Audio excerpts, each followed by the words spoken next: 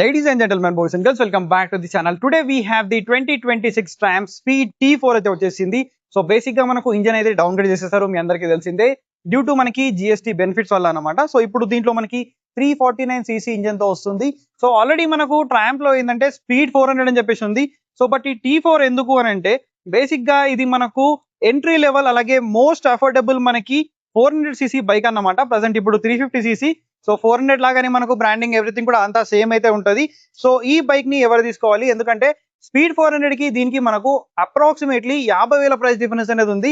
So 50,000 price difference ఉంది కాబట్టి మనకి ఇక్కడ చాలా కాంప్రమైజెస్ అయితే చేస్తారు కాబట్టి, సో దీంట్లో ఏం కాంప్రమైజెస్ ఉన్నాయి అండ్ ఈ బైక్ ని ఎవరు తీసుకోవాలి అండ్ రాయల్ ఎన్ఫీల్డ్ హంటర్ 350 తో కంపేర్ చేసుకుంటే ఎక్కడ స్టాండ్ అవుట్ అవుతుంది, ఎవ్రీథింగ్ కూడా ఈ వీడియోలో చెప్తాను. సో లేట్ చేయకుండా let's get into the video. Finally today we have the 2026 Triumph Speed T4 అయితే వచ్చేసింది. సో దీంట్లో మనకి 349cc ఇంజన్ తో వస్తుంది. సో బేసిక్ గా ఏంటంటే మనకి జిఎస్టీ బెనిఫిట్స్ కోసం దీని యొక్క ఇంజన్ అయితే మనకి డౌన్ గ్రేడ్ అయితే చేశారు. మరి 400cc ని 349cc ని గుర్తుపట్టడం ఎలా అంటే ఇక్కడ టిఆర్ సిరీస్ అని చెప్పేసి ఉంది కదా, దాని కింద మనకి 400ది ఇంతకు ముందు బ్రాండింగ్ వచ్చేది, ఇక్కడ మనకి అదైతే రిమూవ్ చేస్తారు.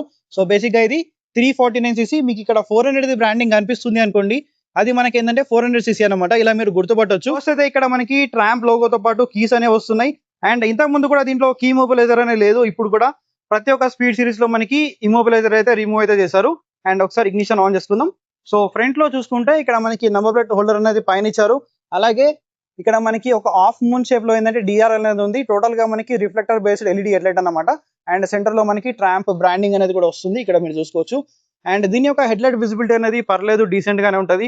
సిటీ పరంగానైతే ఓకే, మీరు నైట్ రైడ్స్ చేయాలి, ఎక్కువ ట్రావెలింగ్ చేస్తున్నారు అంటే మీకు ఎక్స్ట్రా హెడ్ లైట్స్ అనేది అవసరం పడుతుంది అనమాట. సో ఇక్కడ మనం ఇగ్నిషన్ ఆఫ్ చేసుకుందాం. అండ్ అలాగే దీంట్లో మనకి ఎల్ఈడి ఇండికేటర్స్ అనేది స్టాండర్డ్ గా వస్తున్నాయి, దీంట్లో ఎటువంటి చేంజ్ అనేది లేదు. అండ్ ఇక్కడ USB type C charging port అనేది కూడా ఉంది. సో మీరు ఆన్ ది వేలో ఛార్జ్ కూడా చేసుకోవచ్చు. అండ్ ఇక్కడ మనకి కాంప్రమైజ్ ఎక్కడ అంటే బార్ అండ్ మిరర్స్ అయితే రావట్లేదు, లైక్ మనకి నార్మల్ బేసిక్ మిరర్స్ అయితే వస్తున్నాయి. అండ్ ఇక్కడ అడ్జస్టబుల్ లీవర్స్ కూడా లేవు స్పీడ్ 400 తో కంపేర్ చేసుకుంటే. ఈ వీడియో తర్వాత మీకు స్పీడ్ 400 కి T4 కి మేజర్ గా డిఫరెన్స్ ఏందో డీటెయిల్ గా కంపారిజన్ వీడియోతో తీసుకొస్తాను. సో మన ఛానల్ కి సబ్స్క్రైబ్ అయితే చేసుకోండి. అలాగే ఇక్కడ ఇంకోటి ఏంటంటే దీంట్లో రైడ్ బై వైర్ టెక్నాలజీ కూడా మనకి రావట్లేదు. సో వైర్ తో వస్తుంది కాబట్టి మనకి థ్రాటిల్ రెస్పాన్స్ కూడా స్పీడ్ కి దీనికి చాలా డిఫరెన్స్ ఉంటుంది. అండ్ ఇంజన్ కూడా టోటల్లీ డిఫరెన్స్ అన్నమాట. పవర్ అండ్ టార్క్ కూడా ఇన్ డీటెయిల్ గా ఎవ్రీథింగ్ అయితే మాట్లాడుకుందాం. అండ్ ఇక్కడ మెయిన్ గా సస్పెన్షన్ గురించి మాట్లాడితే మనకి 43mm టెలిస్కోపిక్ ఫోక్స్ అయితే ప్రొవైడ్ చేస్తారు. సో యూఎస్డి ఫోక్స్ అనేవి లేవు.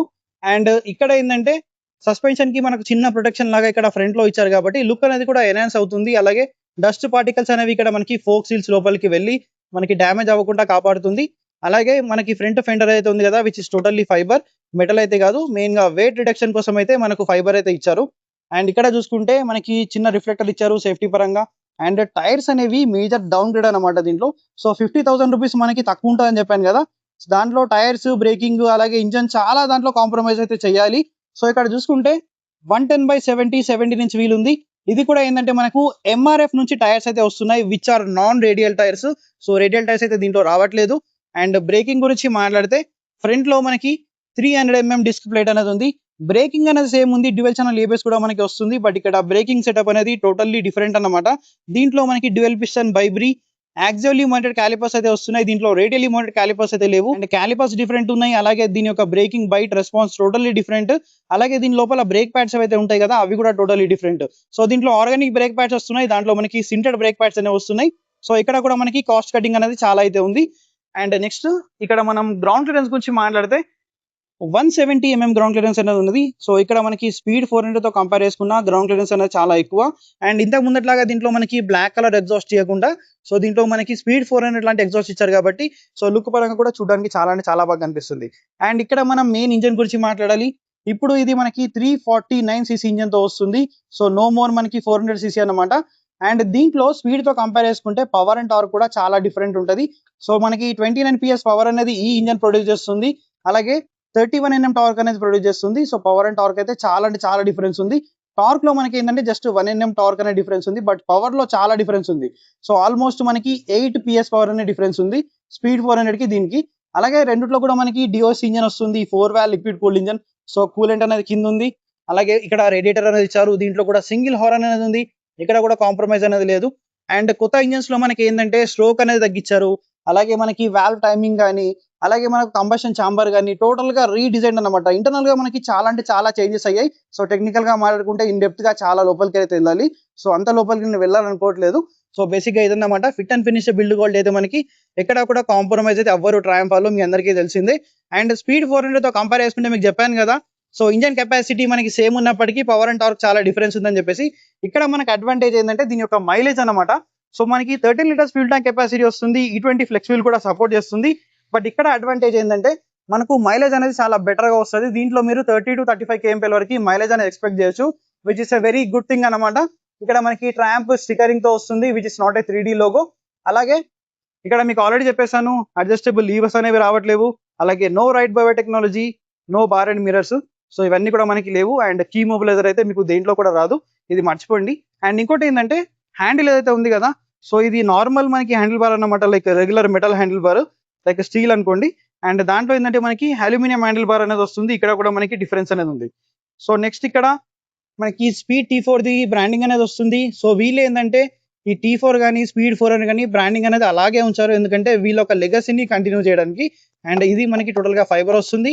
అండ్ ఈ బైక్ యొక్క వెయిట్ గురించి మాట్లాడితే మనకు 180 kgs వెయిట్ అనేది ఉంటుంది. అలాగే సీట్ హైట్ అనేది మనకు 806 mm ఉంటుంది. కాబట్టి మినిమం 5'5" హైట్ ఉన్న వాళ్ళు కూడా చాలా ఈజీగా మేనేజ్ చేయొచ్చు. అండ్ ఇక్కడ సీట్ కుషన్ గురించి మాట్లాడితే మరీ అంత సాఫ్ట్ అయితే లేదు. అండ్ పిలియన్ కి కూడా మనకి డీసెంట్ కంఫర్ట్ అనేది ఉంటుంది. అలాగే మీకు ఎగ్జాస్ట్ గురించి ఆల్రెడీ చెప్పేశాను. అండ్ ఇక్కడ మనకి preload gas charger monoshock observer అయితే ప్రొవైడ్ చేస్తారు. సో మీరు ప్రీలోడ్ అనేది అడ్జస్ట్మెంట్ అనేది చేసుకోవచ్చు. సో కంప్రెషన్ కానీ రీబౌండ్ అయితే ఏం లేదు. అండ్ ఇక్కడ చైన్ స్ప్రాకెట్ అయితే ఉంది కదా, సో దీంట్లో కూడా మనకి డిఫరెన్స్ అనేది ఉంది. నాకు తెలిసి దీంట్లో 39 టూత్ అనేది వస్తుంది అనుకుంటా. స్పీడ్ లో మనకి 42 or 43 టూత్ అనేది వస్తుంది. సో ఇది మనకి చైన్ స్ప్రాకెట్ లో డిఫరెన్స్ అనేది ఉంది. టైర్స్ గురించి మీకు ఆల్రెడీ చెప్పేసాను, విచ్ ఆర్ ఫ్రమ్ MRF. మనకి రియర్ లో 140 సెక్షన్ టైర్ వస్తుంది, 150 సెక్షన్ లేదు. And both are non radial tyres. So ఇక్కడ మనకి చాలా డిఫరెన్స్ అనేది ఉంది. అండ్ ఇక్కడ ట్రామ్ బ్రాండింగ్ తో పాటు సింగిల్ గ్రాబ్ హ్యాండిల్, అలాగే LED tail light, so LED indicators. So ఇక్కడ డిఫరెన్స్ అనేది ఏం లేదు ఎక్కువగా. అలాగే ఇక్కడ చూసుకుంటే మనకి శారీ గార్డ్ అనేది ప్రొవైడ్ చేస్తారు, బట్ ఫీమేల్ ఫుట్ రెస్ట్ అనేది లేదు. అలాగే రియర్ బ్రేకింగ్ అనేది 230 mm అనేది ఉంటుంది. దీంట్లో ఇంకోటి ఏంటంటే మనకి ట్రాక్షన్ కంట్రోల్ లేదు. అండ్ బైబ్రీ మనకి ఫ్లోటింగ్ క్యాలిపర్ అనేది ఉంది. అల్యూమినియం స్వింగ్ డీటెయిలింగ్ అనేది చూసుకుంటే ఈ వైరింగ్స్ ఏవైతే ఇచ్చారు కదా, దీని కింద మనకి చిన్నది ఒక స్టికరింగ్ లాంటిది ఇచ్చారు. సో ఇది ఎందుకు అంటే ఇప్పుడు ఈ వైర్స్ మనకి ఇక్కడ రబ్ అవుతూ ఇక్కడ స్క్రాచెస్ అనేవి పడతాయి, పెయింట్ అనేది చిప్ ఆఫ్ అయిపోతుంది. అది వెళ్ళకుండా మనకి ఇక్కడ చిన్న ప్రొటెక్షన్ లాంటిది అయితే ఇచ్చారు. సో ఇది నాకు ట్రాంప్ లో మెయిన్ గా నచ్చేది. సో ఆ క్వాలిటీ అనేది చాలా బాగా మెయింటైన్ చేస్తారు. మనకి ప్రైస్ అనేది తక్కువలో తీసుకొచ్చినప్పటికీ కూడా. అండ్ ఇక్కడ కూడా మనకి ట్రాంప్ బ్రాండింగ్ తో పాటు వస్తున్నాయి ఫుడ్ పెక్స్ అనేవి. ఇది ఒక్కటి ఏంటంటే మనకు రైడర్ కి చాలా దగ్గరగా అనిపిస్తుంది నాకైతే.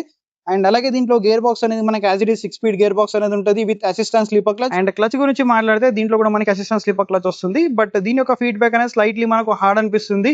సో మనకి స్పీడ్ 400 లో మరింత లైటర్ క్లచ్ అయితే ఉంది. అండ్ దాంట్లో అడ్జస్టబుల్ లివర్స్ కూడా ఉన్నాయి, సో దీంట్లో లేదు. And switches quality remains same అన్నమాట, దీంట్లో ఎక్కడ కాంప్రమైజ్ అయితే అవ్వలేదు. అండ్ ఇక్కడ కూడా మనకి హజార్డ్ స్విచ్ కూడా ప్రొవైడ్ చేస్తారు కాబట్టి ఇక్కడ కూడా ఇష్యూ అనేది లేదు. బట్ ఇక్కడ ఏంటంటే మనకి రైట్ బై టెక్నాలజీ అనేది ఇవ్వలేదు. అలాగే బార్ అండ్ మిరర్స్ అనేవి లేవు. అండ్ ట్రాంప్ ది మనకి బ్రాండింగ్ హ్యాండిల్ బార్ పైన కూడా వస్తుంది. స్పీడ్ T4 అని చెప్పేసి మనకి ఇక్కడ వస్తుంది. ఒక్కసారి మీకు మీటర్ కన్సోల్ ఒక స్వైప్ చూపిస్తాను. సో దిస్ రిమైన్స్ సేమ్ అన్నమాట. సో ఇంతకు ముందు కూడా మనకి కీ మొబిలైజర్ అని లేదు, ఇప్పుడు కూడా రావట్లేదు. అండ్ ఇక్కడ నాకు మెయిన్ గా నచ్చేది అండ్ నచ్చింది ఏంటంటే, సో మనకు స్పీడ్ అనేది ఇక్కడ ఇవ్వకుండా, సో స్పీడ్ ఇక్కడ డిజిటల్ లో ఇచ్చేసి, సో RPM అనేది మనకి ఇక్కడ ఇచ్చి ఉంటే చాలా అంటే చాలా బాగా అనిపించేది. అండ్ ఒకసారి మనకు ఇంజన్ కిల్ స్విచ్ ఆన్ చేస్తాను. సో ఇక్కడ చూసుకుంటే మనకి గేర్ పొజిషన్ ఇండికేటర్, RPM అనేది ఇక్కడ ఉంది. సో ఫ్యూల్ మీటర్ అనేది ఇక్కడ కింద ఇచ్చారు. సో టైం అనేది ఉంది, ట్రాక్షన్ కంట్రోల్ లేదు. So distance to empty, average fuel economy, ఇవన్నీ కూడా మనకి దీంట్లో అయితే ఉన్నాయి. అండ్ కావాల్సిన ఇండికేషన్స్ అన్ని కూడా దీంట్లో ఉన్నాయి. అండ్ ఇక్కడ మనకి ట్రాక్షన్ కంట్రోల్ ఆప్షన్ కనిపిస్తుంది, బట్ దీంట్లో ట్రాక్షన్ కంట్రోల్ లేదు. ఒకసారి నేను లోపలికి వెళ్ళి చూపిస్తాను. ఇక ట్రిప్ టు కానీ km/లీటర్, సో ఇవన్నీ కూడా మనకు ఉన్నాయి. సో బేసిక్ గా మనకి ఇదే ఇన్ఫర్మేషన్ అన్నమాట. దీంట్లో ట్రాక్షన్ కంట్రోల్ అయితే లేదు. సో ఈ సింబల్ చూసి ట్రాక్షన్ కంట్రోల్ ఉందని చెప్పేసి అనుకోకండి. సో ఇదన్నమాట ఓవరాల్ గా మీటర్ కన్సోల్ గురించి. ట్రాంప్ స్పీడ్ T4 ఒక ఎగ్జాస్ట్ సౌండ్ అయితే వినిపిస్తాను. So let me turn it on first. So ఒకసారి మీకు మైక్ కూడా క్లియర్ గా తీసి దగ్గర పెట్టి వినిపిస్తే మీకు క్లియర్ గా వినిపిస్తుంది.